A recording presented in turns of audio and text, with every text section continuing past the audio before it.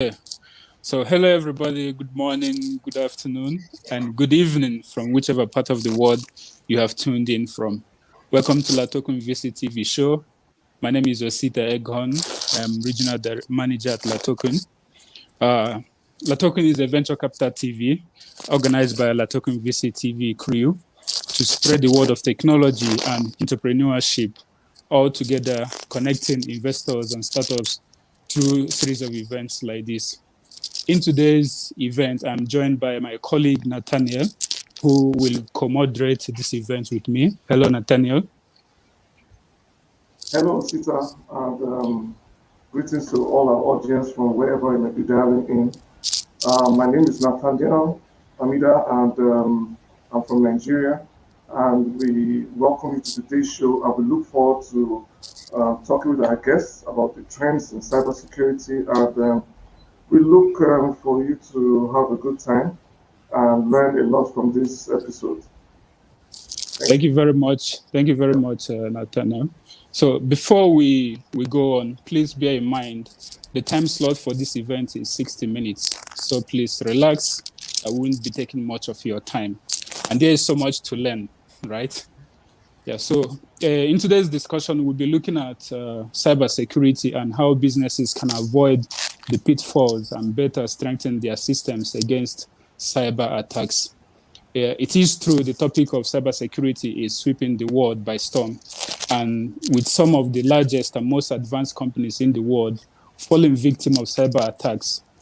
I mean, can we completely avoid this? I don't know, but today we'll be listening to key experts who have just joined us in today's panel discussion as they talk to us on how and what businesses should be doing to tail off cyber attacks.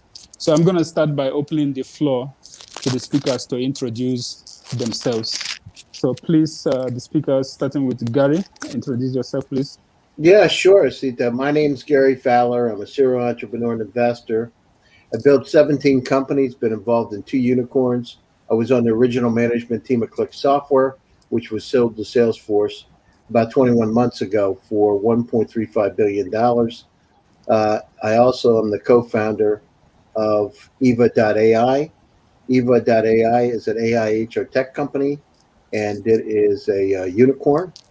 And today, I'm the CEO, co-founder, and president of GSD Get Shit Done Venture Studios, a premier global AI and quantum venture studio, curating companies from around the world in areas like cybersecurity across multiple vertical markets, using Silicon Valley as a port to the rest of the world. So it's great to be here, and thanks for asking me. Thank you for joining us. And Farid? Hey, thanks a lot, Osita. So I'm Farid. I'm a general partner and program director at Wise Guys Cyber. We're an investment fund, a startup accelerator, and an ecosystem builder in Europe. We focus on cybersecurity, defense, AI, and we have other B2B SaaS verticals through our main Wise Guys ecosystem building and venture as well. So we've been working, for the last 7 years with over 185, now nearly 220 startups. We're an early stage investor. I'm passionate about trying to make cybersecurity mainstream. I think cybersecurity is that dark art, or used to be that dark art that fintech was 10 years ago, and now you have people using fintech products on their phones, which would be laughed off 10 years ago. And what our objective is to try and make cybersecurity for businesses, for enterprises, for individuals more mainstream. And we do that through investment, through running our accelerator program, which we've got quite a lot of investments from different countries all over the world. And I'm here to talk to you guys about cybersecurity. The difference is I look at cybersecurity more as an innovation piece. So I try and find out what the new trends are and where cybersecurity is kind of going in the future. It's not predicting anything, but it's just kind of going with what I see in the market. There you go. Okay, wonderful. Thanks for your feedback. And I think we have somebody coming in. Yeah. It's Raghu. Can you please introduce yourself, sir? Yeah, hi. My name is Raghu Rao. I'm from Princeton, New Jersey. I'm a serial entrepreneur, angel investor, and business mentor. I'm also the founder of InfoZen, which did the USA.gov, which is a citizen portal for the US government, and also TSA's risk screening, background screening gateway. Currently, I'm an investor and advisor at a Split Byte, which is what we call a cyber vaccine. It's a different way to look at the whole data protection and privacy issue. So look forward to the discussion. Interesting. Cyber vaccine, almost like a cure for electronic corona. Okay. I really thank you guys for being part of this panel, and I want to start with Farid. I want to ask him easily. Cybersecurity. What are the trends in cybersecurity as we speak today? What are the trends? What are we looking forward to? I mean, what are the things that we need to guard against? So like I mentioned earlier, cybersecurity, the trends which are kind of what we see in the market, they kind of go around things like problems from earlier, but have now become more widespread. So, you're still dealing with a lot of attacks that, kind of a low effort attacks like phishing. You're dealing with a lot of attacks based on passwords, a lot of privacy and identity. You're dealing with a lot of new ransomware.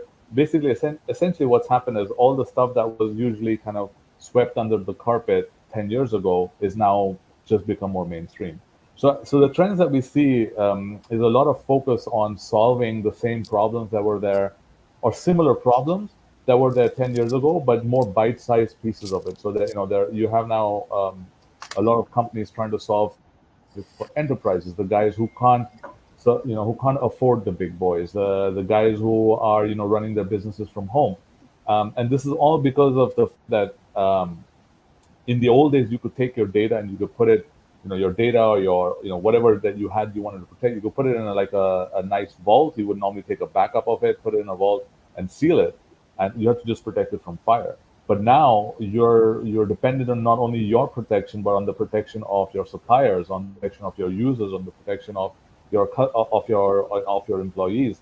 So I think what's happened is that the trend is kind of trying to take cybersecurity make it more distributed, make it more so that people can, don't have to get overwhelmed by it.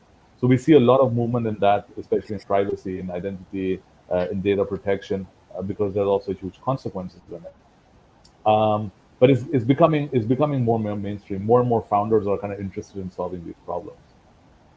Wonderful, wonderful. What do you think are the most common cybersecurity threats for businesses, and how do you think businesses should approach addressing these threats? So I don't know. I would love to get Gary and Raghu's view on this as well. But I would say that the biggest problem that businesses currently face, and it's again kind of leading from the fact that you no longer have control over what what kind of cybersecurity you're providing. I mean, you can do the minimum and say, hey, this is what we're going to do. But a lot of times your employees, your customers, your suppliers, the building and the provider of the heating and cooling of this building could lead to an attack. So I think the biggest problem is the uncertainty. So if I was to kind of put this uncertainty in how to solve this is like you have uncertainty of your employees. So one of the weaknesses and one of the strengths that you have is you have a huge amount of employees that you need to now aware and prepare them. And the second thing is you need to understand that you need to have some way of dealing with it. I was used to work in a big telco when the WannaCry attack hit, and at that time, their way of the first line of defense was somebody coming into the floor and shouting, "Unplug your computers," and then they didn't have somebody had written the policy, but nobody had actually read the policy. So having like what happens once you actually do get attacked or breached, having a recovery plan, having a plan to actually stop and minimize damage and what to do. Those are the challenges that businesses are facing, and nobody has answers for that. It's a very new and upcoming field, I think. But I don't know. I'd love to hear Gary and Raghu's views on this. Yes, we're going to Gary now. Gary, your take on common threats to businesses, cyber attacks. What do you think about this? Well, I mean, so look at where we are today with the continued rise of AI and machine learning. You know, it's estimated there are up to 350,000 malicious new programs every day, and so the adversaries are out there doing things like data poisoning, model stealing, all kinds of new techniques. And then we look at the challenge we have today with quantum computers coming in. So there are some incredibly new, interesting technologies that to address this issue in terms of decentralization, as we spoke about earlier. So the challenge we have, and I had Samir Sharma on my show a few weeks ago. Samir Sharma is the general manager of Intel's Internet of Things. And one of the discussions we had was think about the way our world is today. Our refrigerator hooked up to the internet, our television, our houses, our smart cities, all the infrastructure that we have around us. So this problem is not decreasing with the Internet of Things is dramatically increasing. So we've got issues, and think about what's happened just in the last month. Cyber attacks on U.S. government, cyber attacks all over the world in all kinds of different ways. So, and then we have the cloud. So what we have today is an increased problem. We've got to look at areas where we can defend and, more importantly, use artificial intelligence to predict where cyber attacks are going to occur. I wrote an article with the former chief security officer at Apple, Rick Orloff, a couple of years ago, talking about the use of artificial intelligence in a deep learning, machine learning to be able to address these issues. And I talked about decentralized. There is a company called SplitByte, which I know my friend Raghu knows, and companies that are really in the next wave of being able to address these kind of issues. But now's the time. Everything's connected, and think about it. So if there's a cyber attack on the infrastructure of a country, on the grid, how much that's going to affect everything. And now with smart cities coming on, and they decide to attack those smart cities, how big of an impact? It's not just one company. It's not just one computer. It can be a whole country. It can be a whole region. It could be the whole world. Wonderful. Interesting insights. I mean, you can say this because of the developed countries, a lot of developed countries out there access to the internet, like you said, Internet of Things, connecting everything together. Raghu, what do you think is the common threats to businesses and to persons in the cyberspace? Yeah, I think the threats come in multiple things. There are different types of threats, right? There is protection of data. The threat, stealing the data is one. There is also, like some kind of distributed network attack where you just cannot function anymore. Denial of service type of attack. But the core behind what is behind many of these threats is the most important one is what is called an insider threat. So someone from inside either intentionally or inadvertently compromises the system, allowing somebody some kind of intrusion to happen, right? So currently the cybersecurity approach has been you take the medical analogy, mostly been either preventive, where they try to do things like perimeter security to prevent bad actors from coming in, or it is like reactive. That is, once an incident has happened, they try to kind of figure out how to clean up and reduce the damage and all kinds of stuff, block things. The real kind of blue ocean approach that we need is to be proactive, kind of like the vaccine, where even if somebody is exposed, they don't get infected, right? So that requires more like a decentralized approach where you don't store the data. So even if the system is breached, it doesn't become a data breach. So SplitByte is one example where they take the data, essentially digitally shred it, and then bury it into the cloud or whatever, in different systems. So if you come to one system, you get nothing. You have to know how it is stored across multiple systems and be able to retrieve it, right? So that's a huge a different way to look at things. So see, quantum hacking right now, the traditional encryption techniques are being, like they're able to break the encryption using quantum hacking, especially when state actors are involved. Like whole countries are now into this, this cybersecurity, trying to reach and steal data from others. So I think the key is that there used to be a concept called air gap in the old very, very secure system. They would not even allow any type of network access. We cannot do that anymore, especially with the public cloud infrastructure that everybody is using. But we have to be able to simulate something like that. And one way to do that is use these kind of decentralized data protection techniques. But that is from the data protection aspects. There is also different things there. Like, for instance, I think Gary was talking about what we call OT, operational technology security, just like IT, we have OT. This is like all these manufacturing systems, like or things like nuclear plants, where there are a lot of processors. They're not just computers or laptops, but still processors, which again need cybersecurity. And smart, I guess we call them smart cities or smart grid and things like that. That is very important because the whole infrastructure can be compromised if we do not protect them well.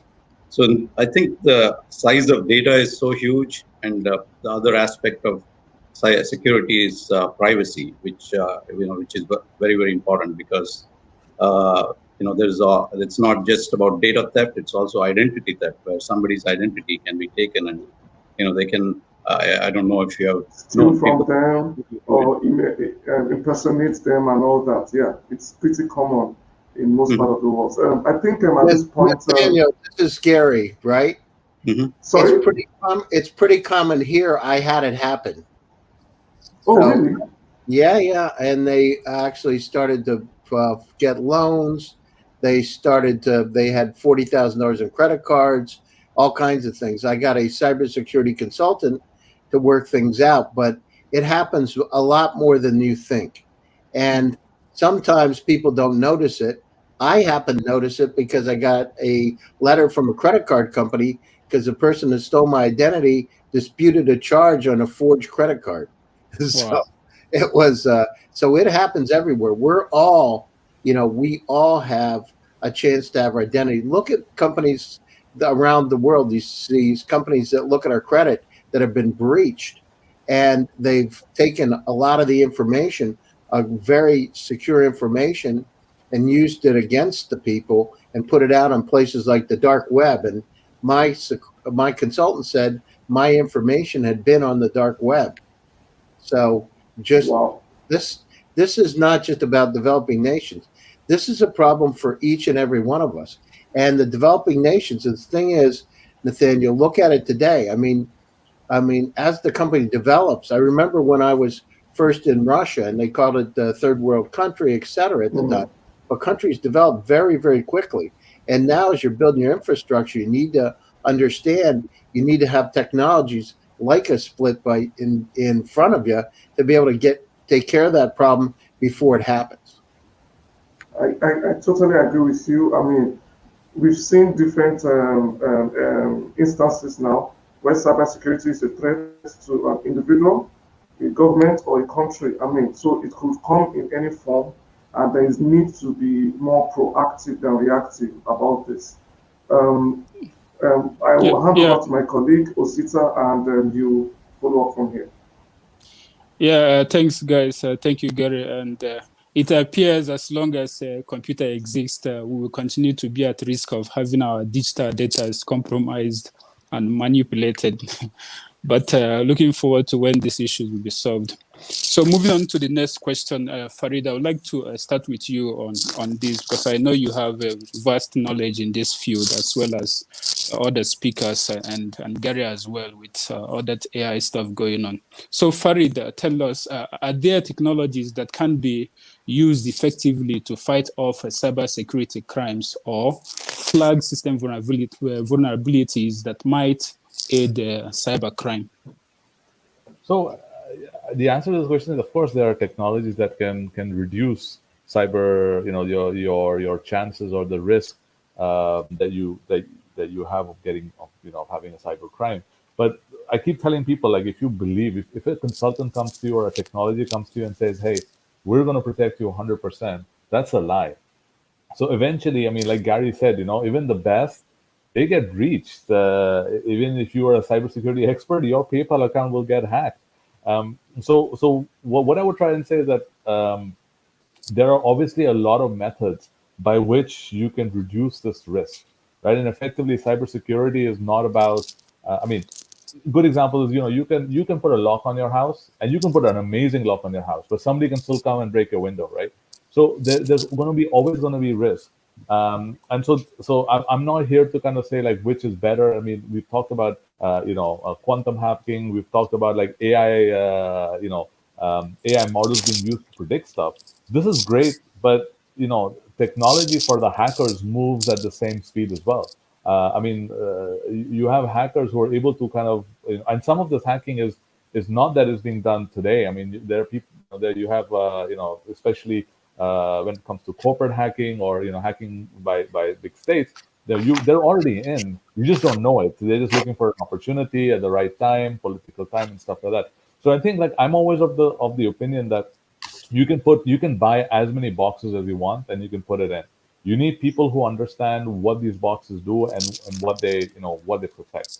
So I think it's kind of the answer to this would be, what is your biggest threat? So Raghu mentioned about insider, right? There can be insider threats which are both unknown and known. So somebody actively promoting or sharing stuff, or providing access, or people doing it unknowingly. I mean, one of the biggest threats to businesses in 2020 had been invoices.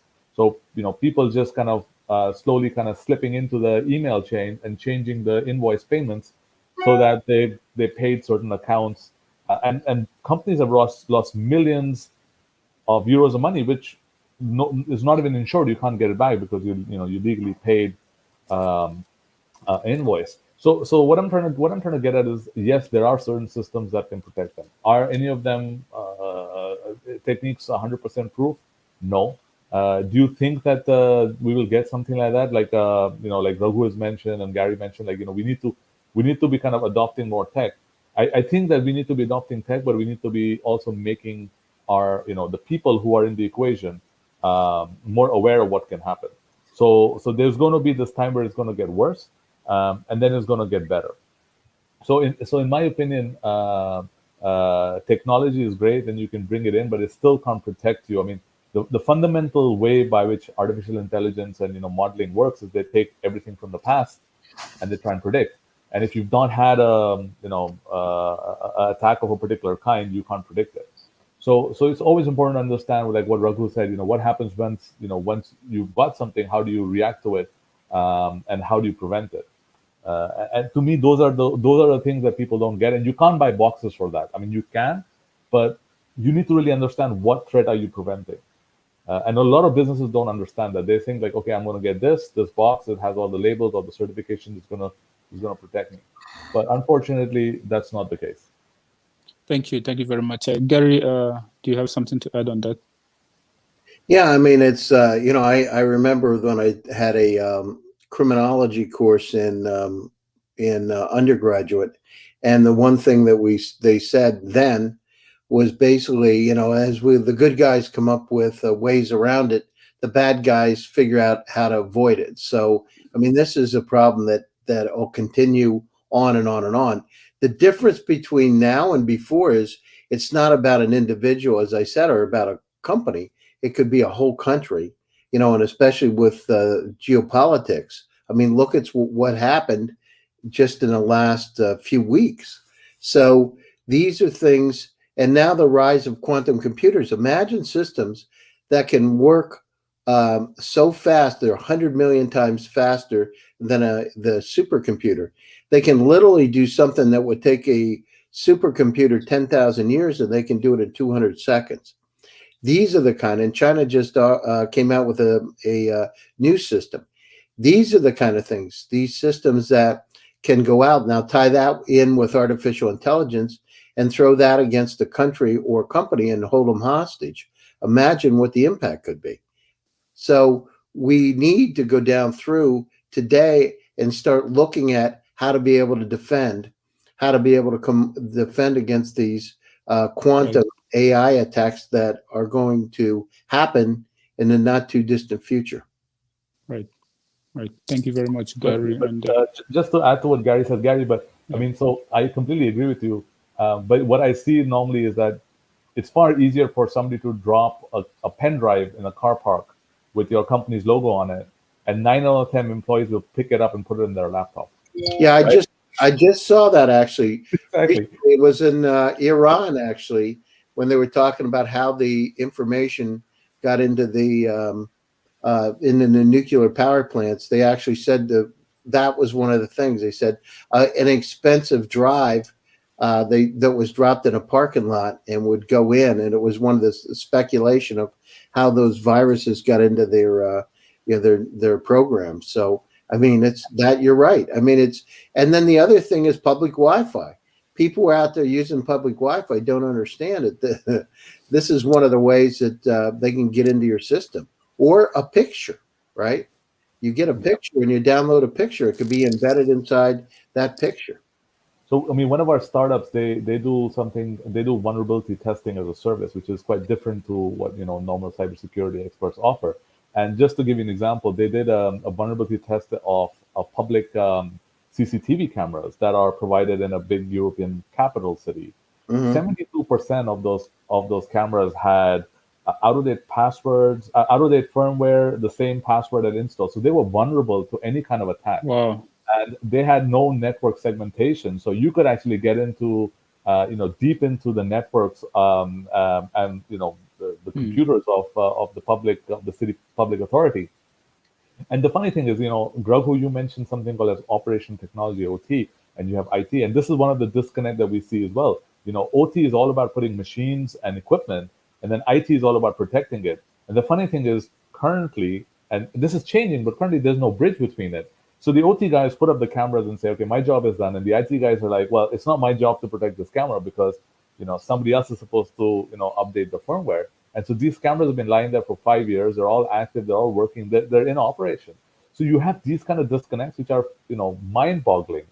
And, for somebody who's like a lazy attacker, yes, I mean, like, Gary, you mentioned going through China and, or a big deep state who wants to try and, get a political or military advantage to use cybersecurity. But a lazy hacker would just, there's so many easier ways of doing it. It's mind-blowing.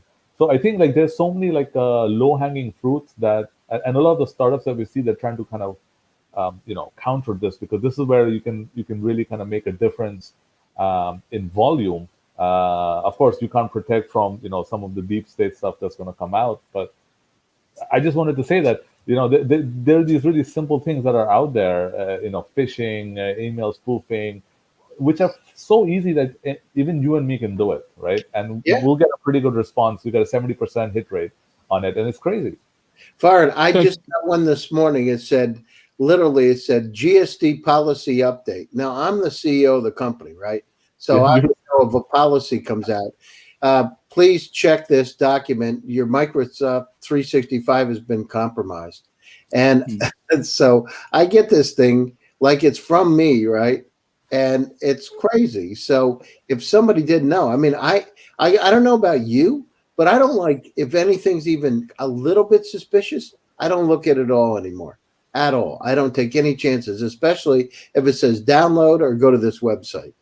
Exactly. So Gary, this is called CEO fraud, what you just mentioned, that usually from the CEO, it goes to some of their, reportees, so that it looks like, it's if you get something from your, supervisor, you immediately react, right? So yeah, exactly.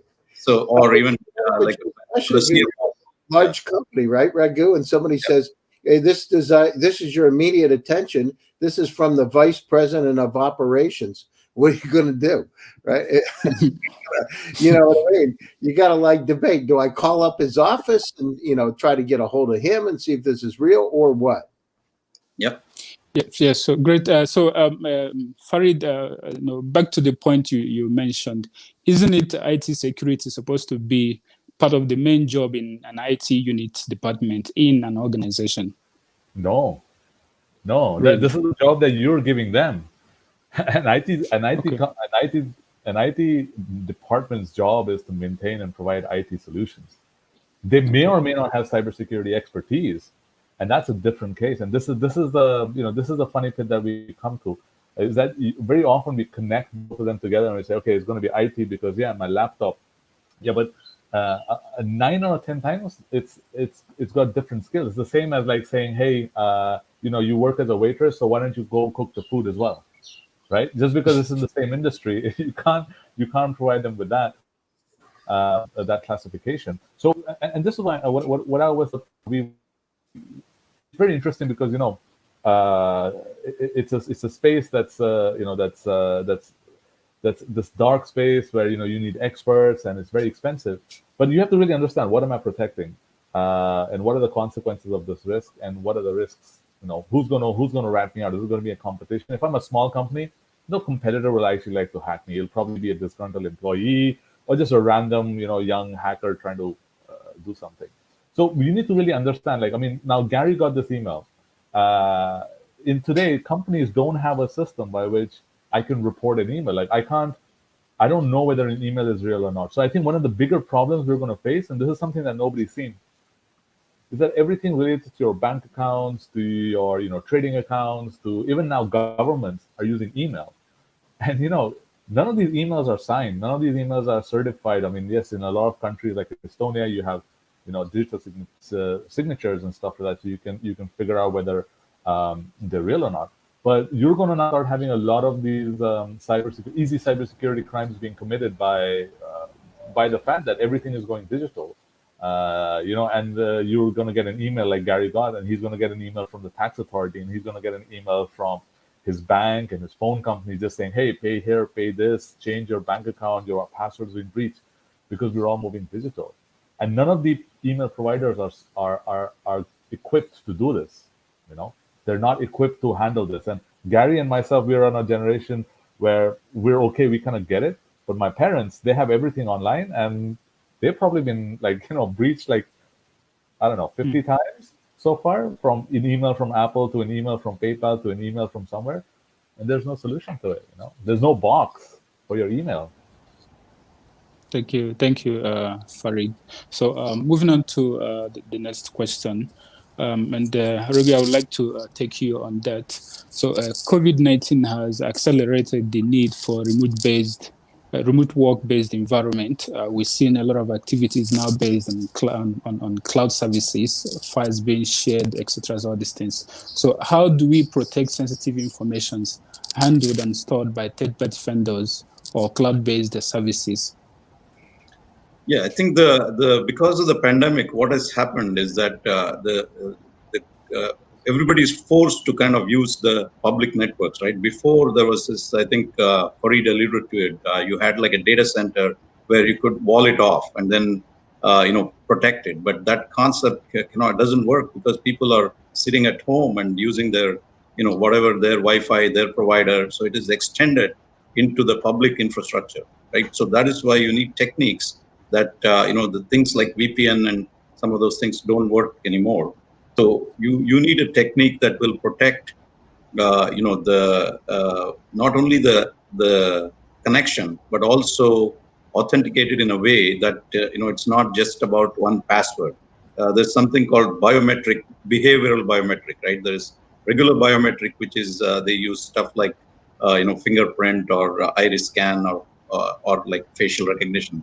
Of course, there is fake possibilities there, faking possibilities. But there is also something called a behavioral biometric. What people do is on a daily basis, right? How they use it. For instance, if you're using your mobile phone, you hold it in a certain way. You might type things, using your fingers in a certain way, right? That is learned by this software. And then if you do something differently, including there are so many parameters. There are behavioral biometrics with using like 200 parameters. So they know if something is different, that it may be like it's compromised, that the phone is being used by somebody else, for instance. So those kind of we need techniques that are not just the same conventional things on top of riding on top of the traditional security mechanisms to prevent this kind of identity theft happening. I think that's the most important thing given the pandemic. Thank you very much. And Gary, can we hear your thoughts on that? I'm sorry, can you repeat the question, please? Yeah, so the question is, how do we protect sensitive information handled and stored by third-party vendors or cloud-based services? So in terms of protecting the data that is stored from third-party vendors, it's, we've got to come up with, so encryption is one of the ways to do it. Having these systems out there to be able to understand these decentralized systems, as we talked about. So there are multiple ways that we can do that. There's been a rapid increase in the adoption of infrastructure as a service offerings, and these reduce costs and increase in organization speed. But look at what's happened. There's reported that there's almost a 400% rise in cyber attacks. So this is, it's a challenge. So, where we look at, the traditional way of having sandboxes to evade malware, those days are gone, because these programs kept running separately. So malware can't attack them. That's really the old way, Nathaniel. It's the old way. It's not the way today. So we've got to look at these traditional programs for malware aren't as effective as they used to be. We need to really understand, suggest to be able to shift the detection to all kinds of different ways. We need to really have proactive approaches. And I talked about AI being able to forecast. And I wrote an article a couple years ago with Rick Orloff talking about using artificial intelligence to forecast where those attacks are going to be and plug the hole before it's a problem. So those are some of the things. So, again, the days of sandbox evading malware, those days are gone. The continued rise of AI and machine learning, and to be able to combat these huge threats. But the cyber criminals today are turning to areas like data poisoning, model stealing, those kind of areas. And the key is that we need to be vigilant. We need to forecast where it's going to be, and we need to be able to plug those holes, as I said, before it happens. And we need to have areas like these multi-factor authentication. I mean, it's simple to set it up, but how many people really do it, right? So you put in your password and it goes to your phone just to confirm that you are who you are, right? So, and one of the things is we're talking here, and you look at how could we come up with, and it's interesting, a system that actually could verify. We talked about the digital signatures in Estonia, but coming up with a system that would actually go down through and verify that email is from that person. That would be interesting, and it's actually given me something to think about a little bit. Thank you very much. Thank you very much. Before, Farid, for Gary. I mean, Gary, do you think that the reduction of data might be one of the ways to solve this? Because I mean, for the last 10 years, every big company is kind of working on this big data boom, right? And now you suddenly have this problem where you have too much data and you're actually monetizing this data, but you still have to protect it. So the original question that Wasita asked, like, how do you protect it? One of the things I suggest companies is like, just collect the data that you want and don't overburden yourself with collecting too much data, because then you can collect too much data, you become, a lot more damage can be had with it, right? Yeah, I mean, but the problem is that we have today is that in the world, there are about 40 zettabytes of data. So if you stack the CD one on top of another, it would go 29 times between the Earth and the Moon. And that amount of data is increasing to 66.7% per year. So the problem is the data is, we're dramatically increasing every year. So those companies are, the Alvin Toffler wrote a book called Future Shock, and he coined a term called infobesity. And that's really where we are today. And it's not stopping. I mean, it's just dramatically increasing. Think about it. Each one of us here on this call have about 300,000 items in their personal cloud. The entire World Wide Web in 1996 was 257,000 websites. The amount of data in your own personal cloud, Google Drive, Dropbox, Box, 5 to 7 email addresses, and you say, well, I don't have 5 to 7, but you look at Hotmail and the accounts, AOL accounts you used to have. Then at the same time, that amount of data that we have in our personal cloud is doubling every year. In 5 years, it's estimated that each person on the call with the Internet of Things will have 10 million items. How in the world? We're just, think about it's almost like the cyber criminals will hit the gold mine for each one of us and companies. So those are the challenges. So I agree with you. If we could reduce the data, it would be great. But unfortunately, the companies are increasing the amount of data.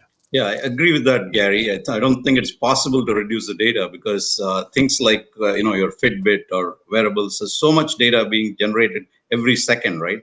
So the trick is not to reduce the data, but how can you let the data be, the whole issue is about privacy, right? That the person creating the data needs to own it and be able to share it. And one way of reducing the data is to pick things like that are relevant, right? And then discard it at the edge itself, so it doesn't get stored. But that's not possible for certain types of data, like health data and things like that. So where the experts have to look at it. So I think there's both types, right? Something that that's your data, you can actually decide what to keep and what not to keep. But then there is data that can be useful to other people too. Like if everybody shares their health data without the personalizing information, it can be used for all kinds of automated diagnosis and improving health lifestyles, healthy lifestyles and things like that. So I think the key is to have the privacy aspect, right? In addition to the data protection itself, the privacy in terms of who gives the data and when they can give the data, they need to really own the data. So. Yeah, I'm absolutely right. Yeah, thank you very much, Reggie and Gary. The time is really against us, so we take one more question from my colleague Nathaniel, and then we take a closing comment. Natalia, over to you. Okay, guys. I recall a couple of years ago when everybody mentioned cybersecurity or viruses, trojans, and stuff like malware. The thing that comes to your mind is antivirus, an antivirus program or antivirus software.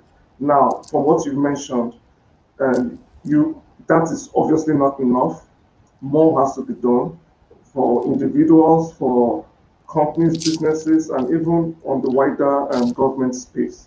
Now, what I want to find out from you is what habits going forward do people, Raghu, what habits do people need to imbibe to protect their information and to avoid being victims of cyber attacks, so to say? Raghu, can we start with you?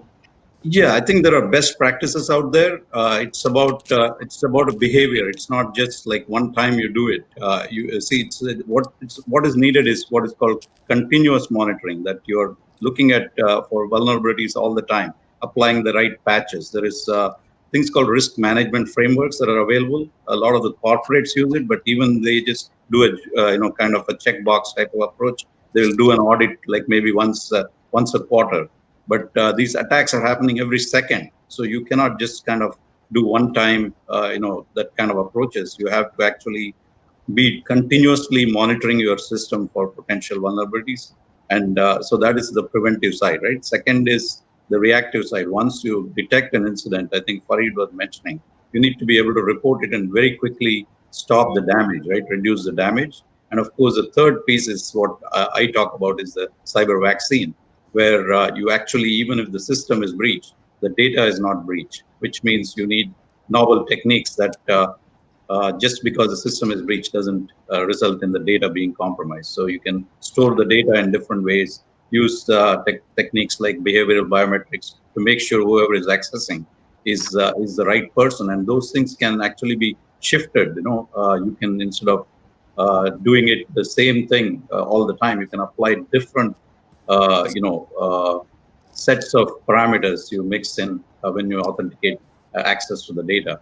But the key is people knowing about these risk management frameworks and applying that, and having something that is continuously looking at it. Antivirus programs have evolved, but they only look for more certain kinds of reported breaches. But we need technologies that will look for things which AI can do, is to look for any kind of anomalies, not necessarily previously known anomalies.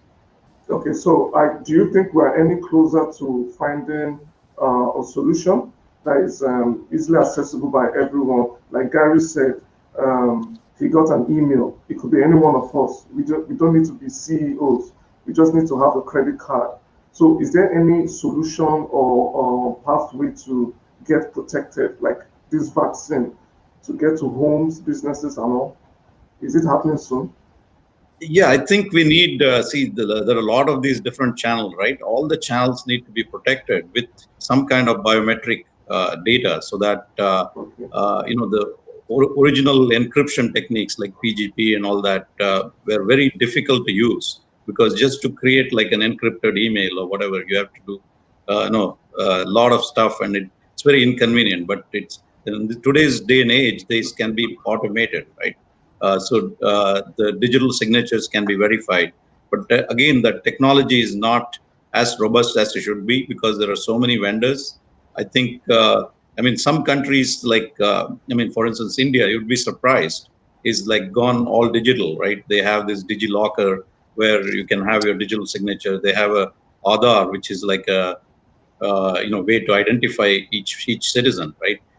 So there is a privacy issue which has to be addressed. Of course, in the US, it's very difficult to get something like that. But I think it's moving towards there, because you have to give up some of your privacy to get the additional security.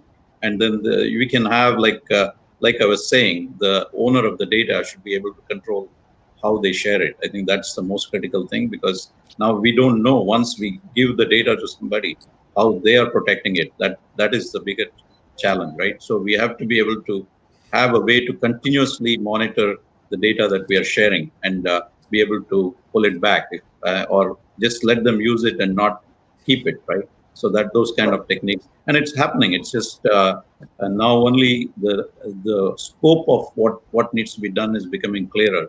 It was all kind of being done ad hoc. We have to do it in a more holistic way.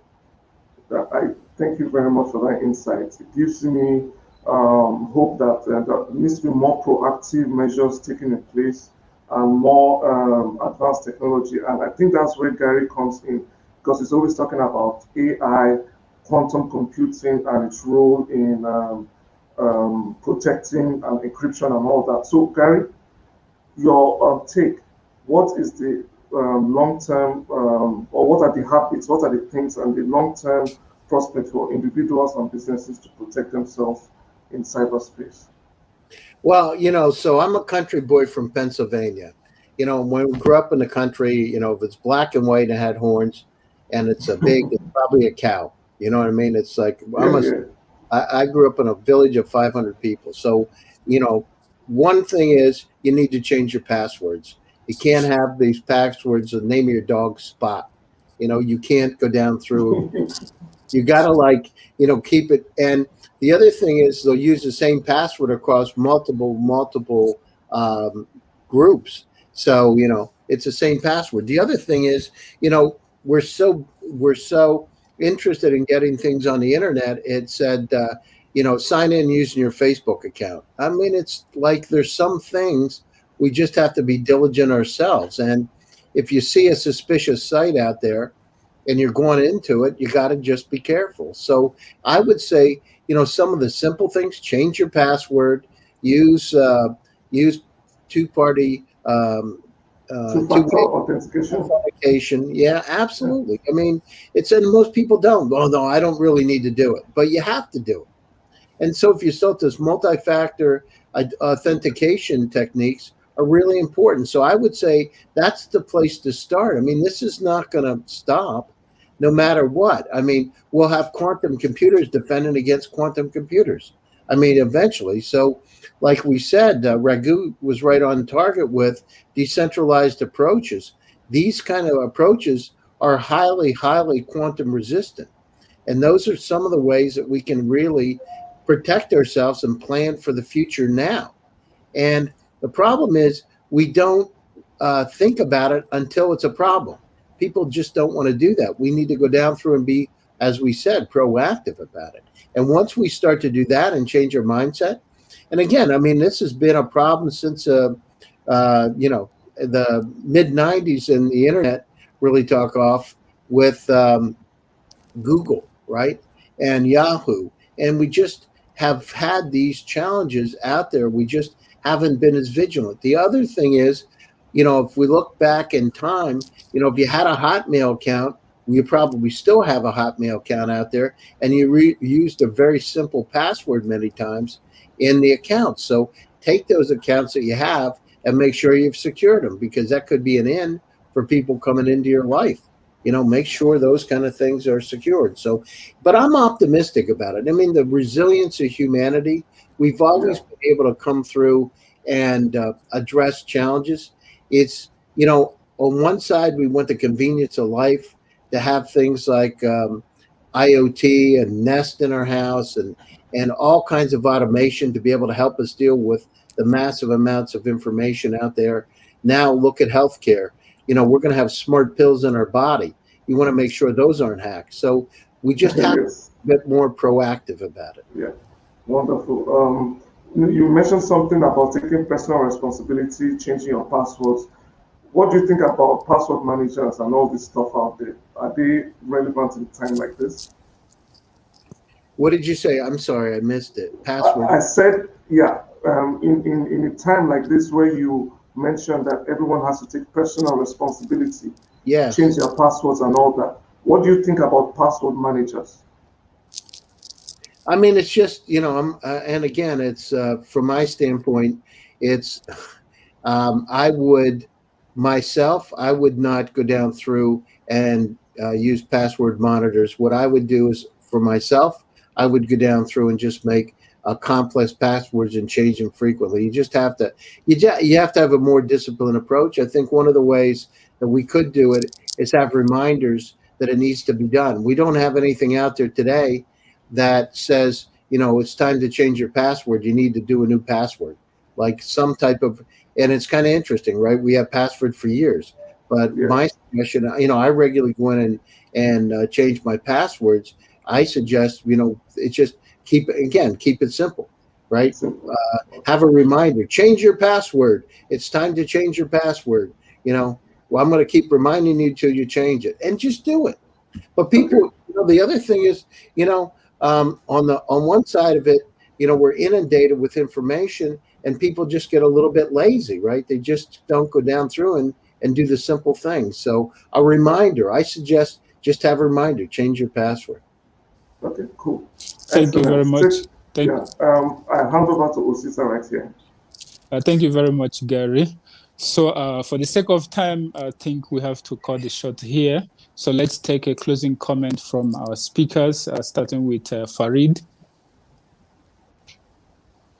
Okay, so I would say, just Gary and Raghu was all interesting points.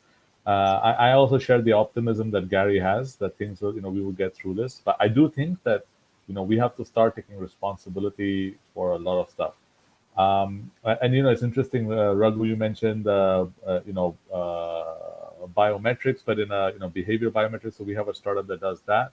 That's a third factor on your logins, email signature. So what I would also say is that at the moment, cybersecurity is a place where we need to really encourage companies to come up with new solutions, and then we need CISOs and other companies to be brave and give these guys a chance. Because one of the, as an early investor in startups, especially cybersecurity startups, one of the biggest kind of pushback we have is the fact that people want a Cisco or a name brand, when all they're doing is like basically hashing the same pie over and over again.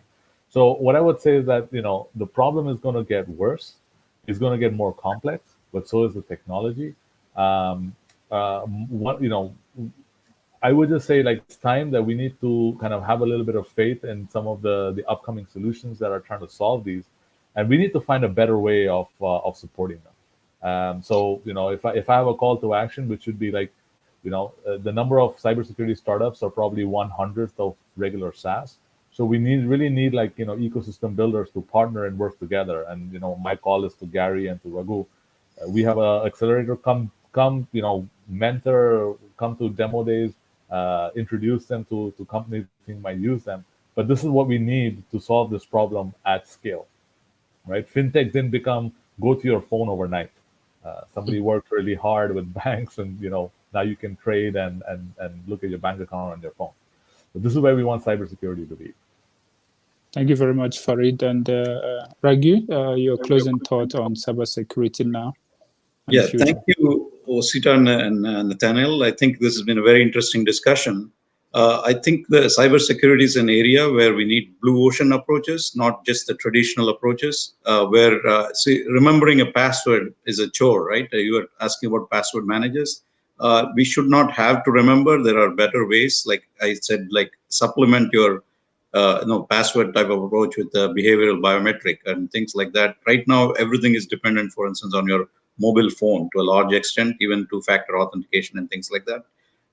Mobile phone is good. You need some way to authenticate yourself, right? That is becoming more and more sophisticated.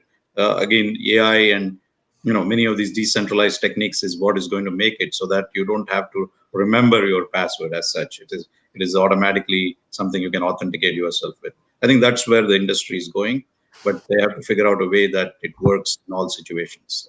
So pleasure to have this discussion. I can be reached on LinkedIn at Raghu S. Rao, and happy to help. Cybersecurity is my passion, but I also help in green tech, clean tech, and biotech areas as well. Thank you very much, Raghu. And finally, Gary. Yeah. So no, this is a great time.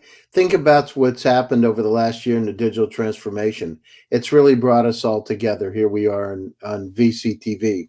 So it's given us a great opportunity to share ideas, to share knowledge, for startups to be able to get closer to investors.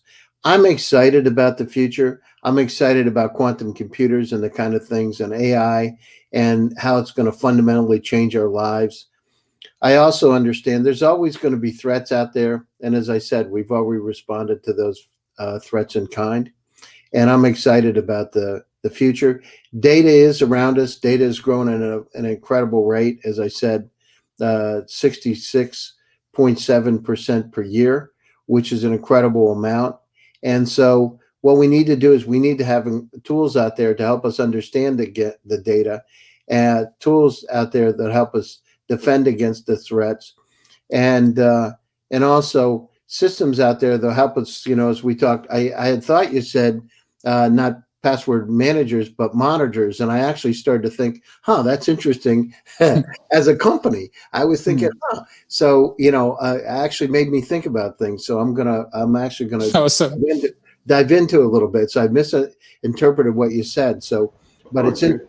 So, and it's turned into an idea.